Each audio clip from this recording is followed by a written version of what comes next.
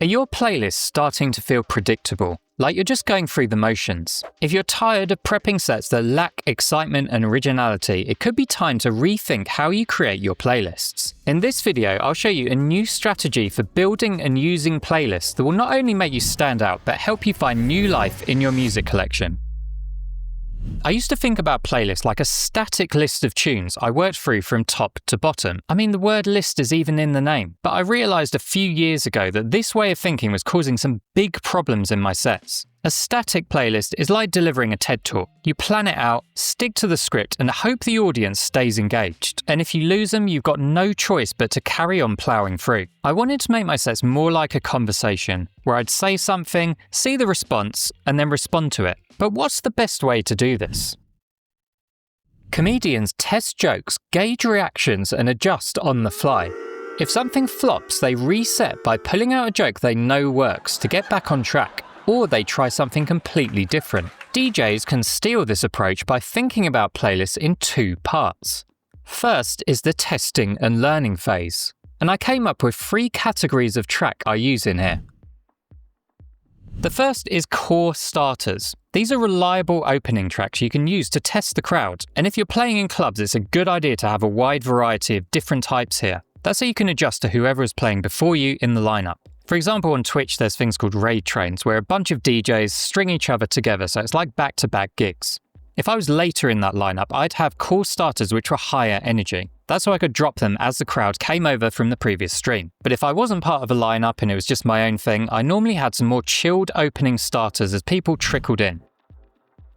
The next category is called I Know This One. Sometimes the best way to get people moving isn't to play your obscure Bandcamp bootlegs. So it's always a good idea to have a few guaranteed crowd pleasers in your back pocket. These can often be tracks with well-known vocals, dance floor classics, or even mashups. But you can also think outside the box here. For example, I've got a bunch of acapellas that I can layer over any old tune really. And of course, stems can be a great option to use here if you layer in some well-known vocals or samples over something else you're already playing. Remember how comedians are able to pivot quickly if a joke doesn't work? Well, DJs need to be able to do that as well. Back in the day, I once dropped a hard techno track in the middle of a house set. Needless to say, it didn't go down well, as I now know anything above 126 BPM causes house music fans to self-combust. But my real problem here was I had no backup plan. I just kept throwing hard techno in their face over and over, simply because that's what I'd put in my playlist. And all the while I was getting more and more stressed. That's when I realised I needed pivot tracks. These give you a fast way to change direction without the panic. They tend to have a few key features. They can be tracks that fit in one or more different kind of genre, allowing you to easily move from one to the other. They can have contrasting energy levels to the track you're trying to escape from, or they can have minimal melodic elements, which allows you to mix quickly at any point. Now we've got some tools that allow us to react and adapt quickly in our sets. But it's time to talk about the real game changer, the tool that turns your boring playlist into a living, breathing experience. But before we do, if you're enjoying this topic, you should join all the other DJs getting even more library and DJ software tips in my free newsletter. The link is in the description.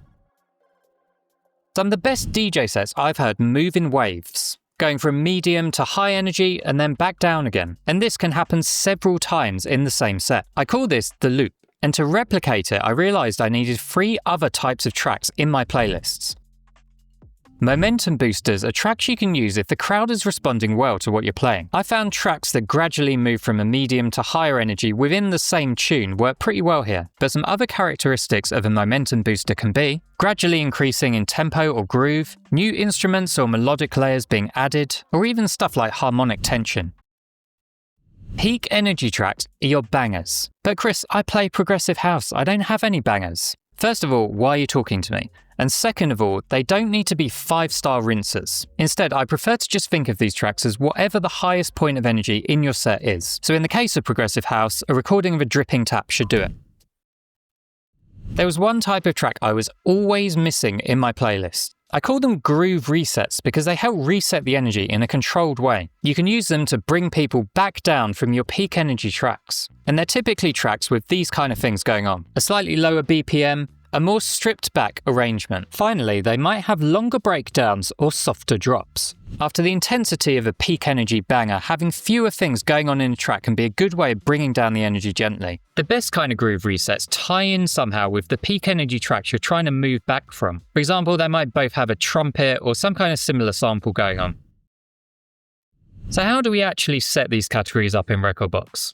Open the Preferences panel with the cog icon, navigate to Advanced, Browse, and in here you can rename the colours by double-clicking. You can match my system here or come up with your own if you prefer. After you've done that, you need to make sure the colour column is visible in Rekordbox. Right-click on the column headings in your collection or your playlist and make sure colour is selected. You can then go through and start tagging your tracks. To do this, click on a track, click the info icon on the right, scroll down and then select the colour. I'm considering at the moment whether I should move this to more of a my tag as opposed to colour. That way tracks could belong in multiple categories at once. But to be honest, there's something quite nice about having to actually make a decision, and the more visual representation of the colour in the playlist is working quite nicely.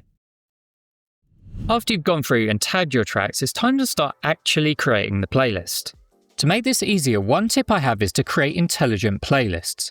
One for each of the 6 categories of track. This makes it much faster to build your playlists. First, you need to decide where and how you're going to start your set. Because you'll have no audience feedback when this track plays, it's a bit of a gut feel thing. I'll take a look through my core starters and choose a few options to add to the playlist.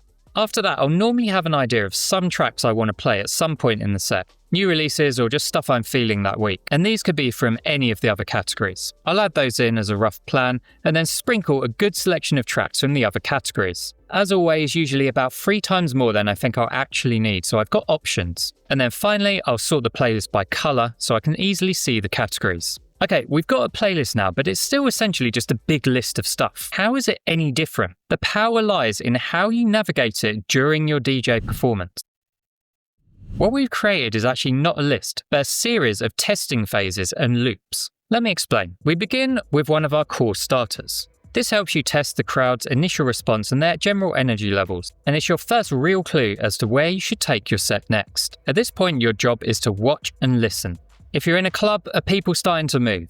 If you're on Twitch, are there loads of emojis flying around? If not so much, you can try one of your pivot tracks or even some of the I know this ones. And if the reaction is good and you guessed right, you can move into the loop. At this stage, I'll generally move towards my peak energy tracks using some momentum boosters. And once you get there, you can stay there for a bit if you want, or you can use some groove resets to bring the set back down again. In an ideal world, and assuming you're reading the crowd well, you can potentially be going around this loop for the rest of your set. But if at any point things stop going well, you can move back to the learning phase using a pivot track. Using this method for my playlist has given me a few really cool benefits. Because it helps me make decisions faster, I'm no longer flapping around looking for tracks when things don't go according to plan. It also gives easy ways to shift the energy in the set, and it's got just enough structure. Planning is important, but over-planning is bad. But this technique gets even more powerful when you combine it with other playlist approaches. In this video, I talk about 3 completely different ways of planning a set that might help break you out of your comfort zone